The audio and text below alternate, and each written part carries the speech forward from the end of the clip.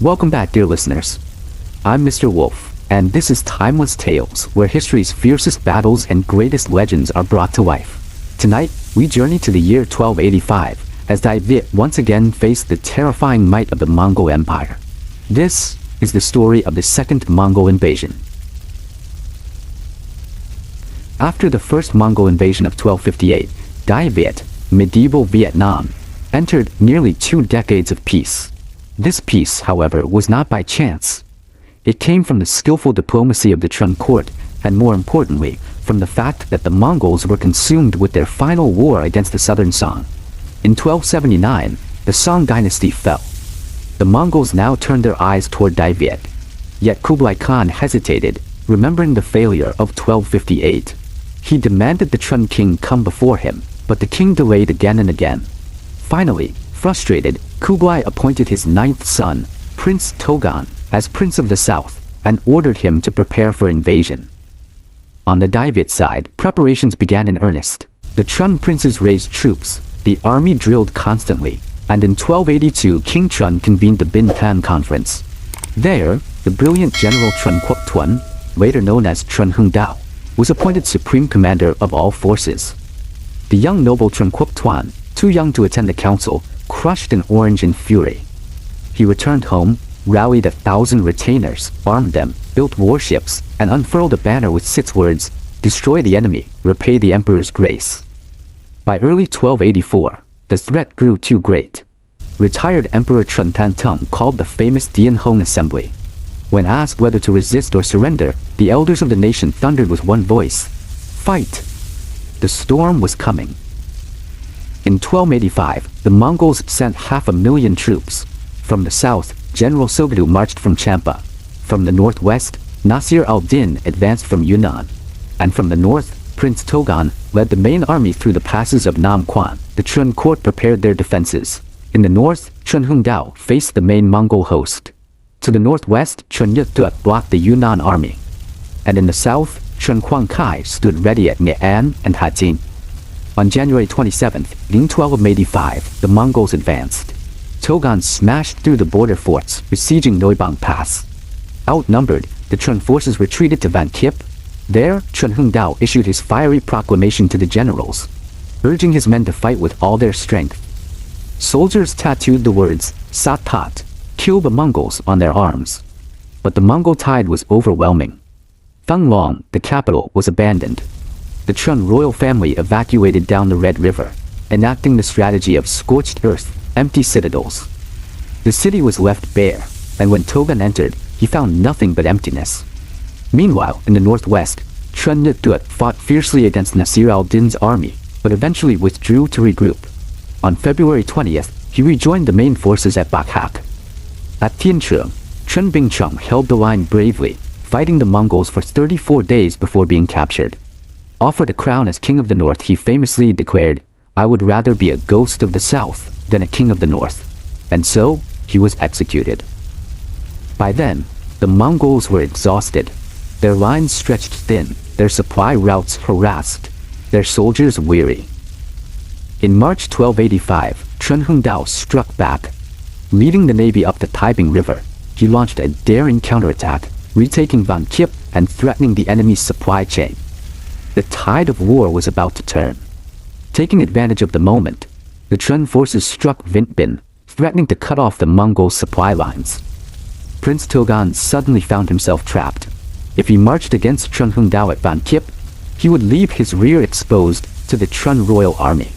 But if he turned downstream toward the Red River Delta, Tran Hung Dao could strike him from behind. The only option left was to hold his ground and wait for reinforcements. Those reinforcements were supposed to come from the south, under General Sogatu, or Toado, who had been sent to attack Champa. But there, too, he was stalled. The Cham kingdom resisted fiercely, blocking every mountain pass. Kublai Khan then ordered Toado to abandon the campaign and march north through Nghệ An, to join forces with Togan and finally crush Daiviet. By March 1285, Toado's army advanced into today's Quangbing, then pushed into Nghệ An. Tran Yut Tuat was dispatched south to resist him, but after heavy fighting, he was forced to retreat. Worse still, the Tran general Tran Kien defected with 10,000 men. betraying Than to the Mongols and guiding them deeper into Vietnamese territory. On March 13th, Trần Quang Khai's army entered Than only to be ambushed by Toado, with Trần Kiên himself pointing the way. Outnumbered, Quang Khai withdrew to Tiên Trung. For Toado, however, victory came at a cost. His supplies were running dangerously low. Pressed by hunger, he marched his troops north to Phang Luang, hoping to link up with Togan. At the same time, the Trần king launched a counter-offensive, sailing up the Red River to reclaim the capital. On March 10th, at Dai Huang, the two sides clashed in a massive battle. The Mongols, eager for a decisive fight, struck hard and forced the Trần into retreat. Now the crisis was dire. With Mongol armies sweeping the coasts and Toado's navy joining the pursuit, the Tran dynasty teetered on the edge. In desperation, the Tran court offered Princess An to Togan, buying precious time. The ruse worked. While Togan's attention wavered, Trần Hưng Đạo spirited the two emperors away by sea, sailing north before circling back inland. Enraged, Togan ordered General Omani and Toado to chase the Trần king into Thanh Hoa. But there, they met the resistance of Trần Quang Khai, who held them at bay. Days dragged into weeks, and the Mongol army starved. With no food and soldiers collapsing from exhaustion, Toado was forced to sail north to rejoin Togan. Sensing the moment, Emperor Trần Nhân Tông ordered Trần Nhật Duật to strike Toado at Ham Tu. The battle was brutal, but the Trần cleverly sowed discord. Arrows were fired into the Mongol camp, bearing messages, "We fight the Mongols, not the Han Chinese." Many of the Chinese conscripts in Toado's army hesitated, and some even defected. Demoralized, Toado was routed and fled to Tin Mac. With this crucial victory, the balance shifted. Trần Hưng Đạo launched his fleet from Tiên Trung, sailing the Taibing River to retake Van Kiep and prepare for the decisive strike. Meanwhile, Trần Quang Khai, Trần Quốc Toan, and the young hero Pham Mu Lao advanced from Thanh Hoa, looping by sea to the Trung Dung Wharf, where they charged directly into the Mongol warships. The tide of war was turning. The Mongols could not withstand the counterattack and were forced to flee. The Trần forces pursued them on land, all the way to the foot of Phang Luang Citadel, where they made camp. When Tat Huan came out to fight, he was ambushed by Trần Quang Khai. Once again, the Mongols had no choice but to abandon Phang Luang and retreat northward. Trần Quang Khai marched into the capital, where he held a great banquet to celebrate the victory. Young hero Trần Quốc Toan was ordered to chase Tat Huan and join forces with Trần Hưng Đạo at Van Kiep. The Mongols, barely recovering from their rout, suddenly found themselves attacked on both fronts. They panicked and fled to the Nungwit River. As they rushed to cross a pontoon bridge, Trần Quốc Toan's troops struck again. In their terror, the enemy soldiers trampled one another. The bridge collapsed, and countless Mongol invaders drowned in the raging waters. Tat Huan himself had to be smuggled inside a copper tube to escape back to China. Meanwhile, Toado, unaware of Tan's crushing defeat, moved his troops from Tiên Trung to the Tiên Mac River. When news reached him, he pulled back to take it. On June 24, 1285, Trần Hưng Đạo launched a full assault. The battlefield became a slaughter. Toado was slain, and only Oma I escaped by slipping away on a small boat into the sea. In the west, the Yunnan army of Nap Tokwat Ding tried to retreat home, but at Phu Ninh, they were ambushed by local commanders Ha Duc and Ha Trung. Though Ha Duc fell in battle, the Mongols were utterly broken.